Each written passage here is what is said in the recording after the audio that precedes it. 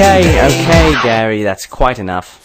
Now I know that there are already a lot of people that have reviewed this movie, but seeing how the second one is delayed, and this movie has been out for a while, I thought watching this movie after all this commotion on whether it's good or not would not be the worst idea. I would just get what I always get in these situations. An inoffensive movie with interesting ideas with just too much dumb shit in it for some people to handle. This is not as bad as some people say it is, but the ones calling it a work of art are being very defensive, or at least they were defensive. Personally, I cannot say that this movie is an artful family-themed thriller, considering other horror movies that came out the same year. I can't say that with a straight face, I tried. The people who say that this movie is the same level of quality as the first season of Stranger Things are being droll. How dare you assume movie? However, this movie is better than Bird Box, but then they had to make a sequel for no reason. Honestly, A Quiet Place shouldn't have a sequel.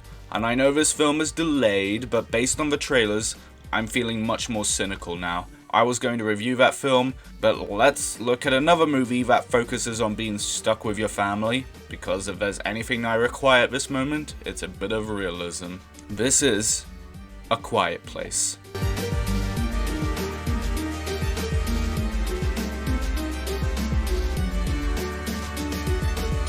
So we immediately get thrown into an apocalyptic world where apparently aliens that can't see or smell manage to take over the army and the whole planet. Now, this is already dumb as fuck, even if you include the fact that their armor is impenetrable and their one weakness is loud siren noise. That just raises more questions. But I am able to suspend my disbelief for the reward of an engaging story.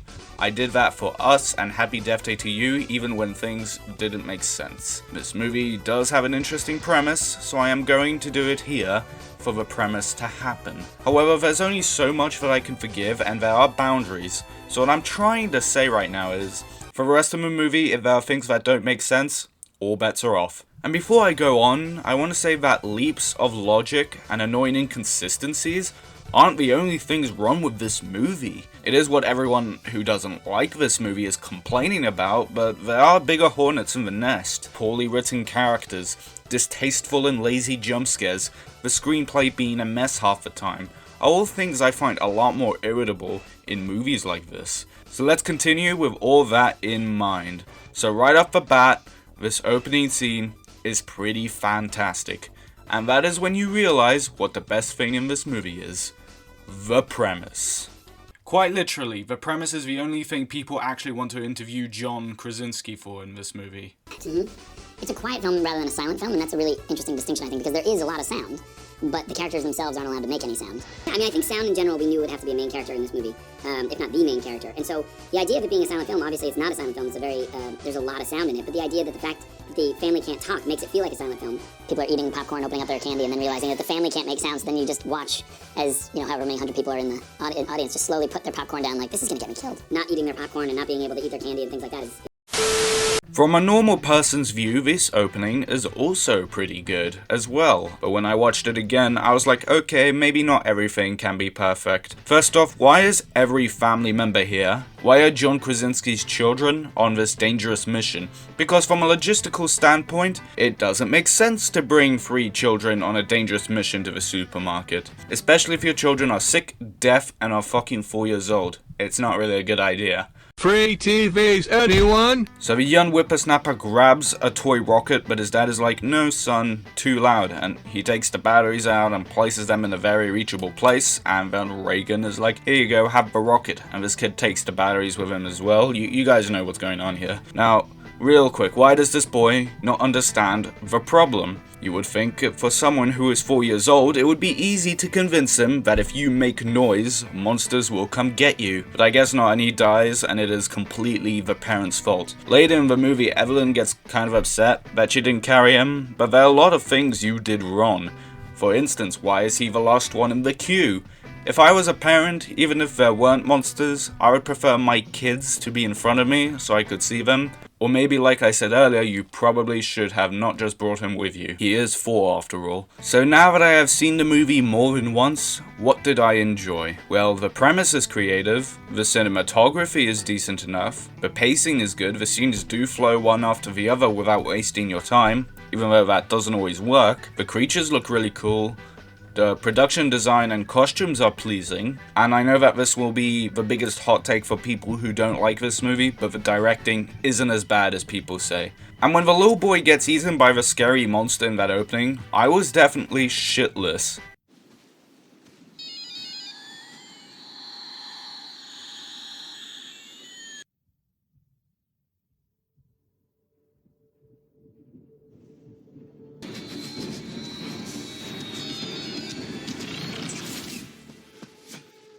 Honestly, this movie does have a lot of tension in a world like this. But the problem is not that this movie is not scary, it's the problem that it's too reliant on jump scares. You would think that for a movie called A Quiet Place would try to make most of the scary scenes relatable to what the movie is going for, but no, you just get everyday jump scares and some of them have nothing to do with monsters.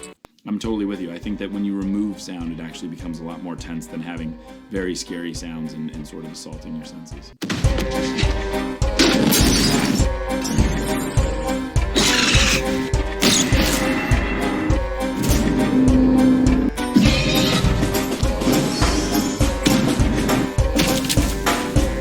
Hello? I'm totally with you. I think that when you remove sound, it actually becomes a lot more tense than having... I don't think you have the facilities for that, big man. I don't know, man. I've seen so many jump scares at the point where I just don't want to see any more jump scares in horror movies anymore.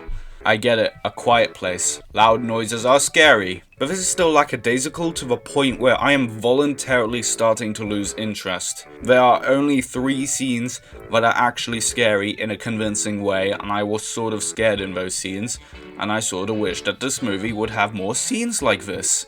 Anyway, we jump in a year later where some things are different. The mother is expecting another child soon because if there's a better time to have a baby, it's now, in the post-apocalyptic world. Now, people argue that the reason the mother wants another baby is because she's trying to bury her guilt or whatever. You get the idea, but I would argue, why would she have another baby, considering the fact that she still blames herself for not taking care of the first one? But it does bring more tension to the table, and honestly I'm okay with that. And another thing that I like in this movie is that Beau's death is remembered, and everyone feels guilty about it, and no one has gotten over it. I can relate to this movie in some way, shape or form, and it's really sad because this is the only reason I'm kind of connected to these characters. Otherwise, they get kind of annoying. John Krasinski is supposed to be smart and sharp-witted, but he keeps making bad choices. We'll get into that later. Regan is supposed to be the one the audience relates to, but she is just so rude and bitchy to everyone. Boy has no interesting personality whatsoever. He has no goal, no motivation, and I get that he is, like, really scared of the monsters, but so is everyone else. And I get that this might be confusing to some people, but when you have 4 main characters and they all share the same traits, it kinda gets boring. Oh, the son is scared of the monsters? Well, that doesn't really mean anything when all of them are scared of the monsters. You see what I mean? There are no unique traits to define oneself. And the traits we do have are just not consistent. But we'll touch on that a bit more later. So right now we have another good scene. The scene of kids playing Monopoly with sewing needles and their parents sitting at a table is kind of cute, and it has some pretty good camera work. But at this moment, there is one thing that really bugs me about the monsters. Something that I didn't think I would have to worry about at all. The rules. So these creatures solely rely on noise. They can't see or smell, but what are the rules to this? Can they find humans when humans make human noises? Yes.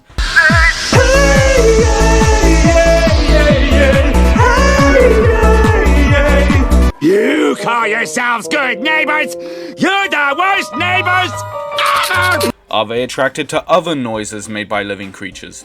Yes. So living things that make noises attract the monsters? Well, no, because this one guy killed this boy because of a noise a toy was making. There was no noise made by a living being. You little... They are also attracted to other noises such as guns and glass breaking. So they're attracted to noises that are caused by living things and that are not relevant to Earth's environment then. Well, no, because this guy right here only came downstairs because he heard water, which also doesn't make sense because there's a huge river and the monsters aren't attracted to it. Now yeah, I shouldn't really ask for a movie about blind aliens to establish rules or willy-nilly, but since it is the main plot device, I think it's kind of important that we have some rules, because the rules we do have don't make sense, but we'll touch on that a bit later. I keep saying that. So the next day we find out that the baby is coming really soon, like really soon, and John Krasinski is like, you know what, son, let's go camping. This doesn't make any damn sense. I'm not bothered by John Krasinski taking his son for a walk in this dangerous world. What bugs me is that they leave pregnant Mary behind. Reagan, stay here and help your mother. Oh yeah, dude, makes perfect sense. Leave her with the deaf girl. That will work out just fine. Time to take control of the ship. Take the wheel. That's a great idea. Let the blind girl steer the giant airship. Now remember when I said I didn't really like Reagan that much? Well, she wanders off as well and does her own thing. So Evelyn, who is pregnant, is left on her own. And this is the part where you might realize that the screenplay doesn't really make sense. So I know this has been said a bunch, but why don't they stay in the soundproof bunker? Or why don't they live by the river? I would almost forgive leaving Evelyn behind if you just put her in one of those places. Also, I hope you're paying attention to the logic of water soundproofing your noises. That's going to be important later when the movie is being silly. And I'm also showing this scene right here because I want to prove to you that the movie says that if you are next to the monsters but don't make any noise, you'll be fine. So we've seen that happen twice now. Just remember that, please. So the wife steps on a nail, which is probably the worst plot device. How the fuck did the nail end up upside down? Oh, John Krasinski, you silly Billy. You've been nailing the stairs the wrong way round, haven't you? Now, I actually like the scene of a mother in labor trying to escape a monster relying on sound. It was one of those times in the movie where I feel like there was a lot of tension, and I was scared by this. This whole scene perfectly illustrates what this movie should have been. This character improvises the situation to see if she can escape, and honestly, this is what the movie was lacking. The characters just do whatever they feel like and they have no interesting traits to define oneself. Reagan being deaf brings almost no interest to the table because there are only 2 to 3 scenes where her being deaf is used in an interesting way and they are all the same scene. All of them feel guilty, all of them are scared, and all of them make really bad illogical decisions. I hope you're listening because this is exactly why many people are bored by these characters. The characters learning sign language from their deaf daughter is honestly really fucking cool, and I wish the movie had more scenes like this. You only get to see those scenes for half the runtime. I should probably also mention that I like this scene right here. This is a really good scene. Now back to stupidity. So John Krasinski finds his wife, and I was joking before, but this baby must be Jesus, because the fact that it didn't cry as soon as it was born must be a miracle. So they go down to a bunker, and Emily Blunt is like, go rescue our other kids, we need to be good parents. And John Krasinski is like, oh shit, we have other kids. I mean, yeah, we do, give me a second. This is all so silly because the characters just do things that lead up to the worst possible scenario, and those scenarios just happen. Oh, the characters are walking barefoot? A few moments later. Oh, the characters bring a 4-year-old? A few moments later. Oh, one of the characters leave that pregnant mother behind? A few moments later.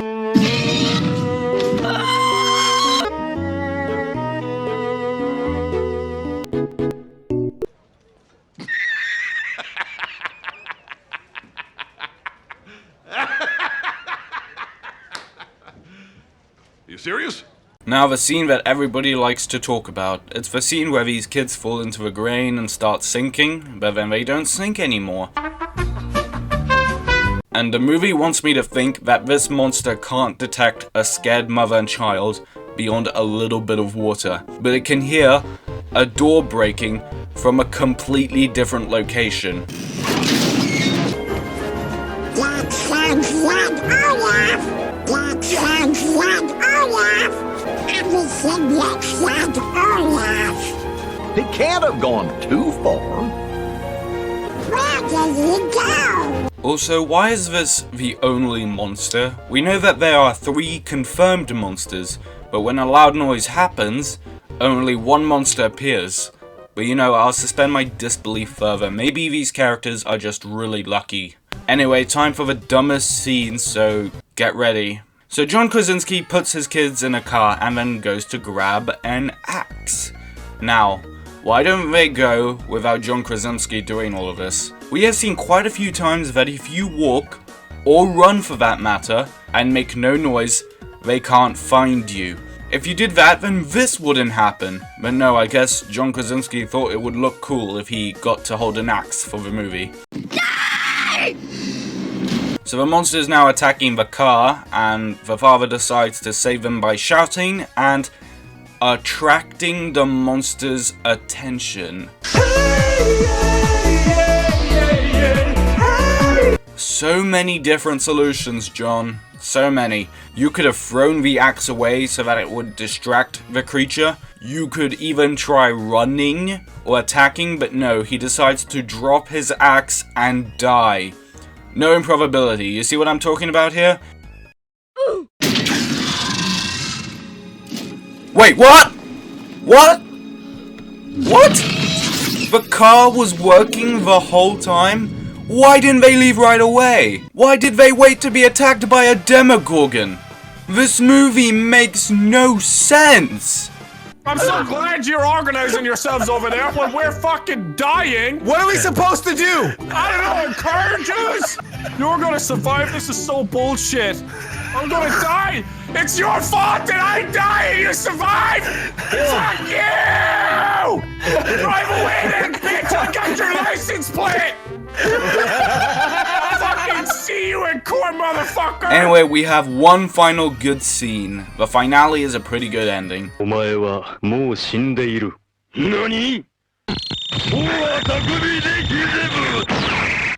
I'm not even that mad at the dumb stuff in this movie because I can enjoy this movie for what it is and still get a cool ending. You call yourselves good neighbors? You're the worst neighbors! You're horrible neighbors!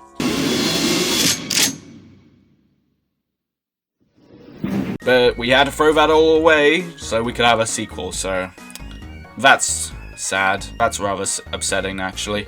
With that said, I'm giving A Quiet Place a 6 out of 10.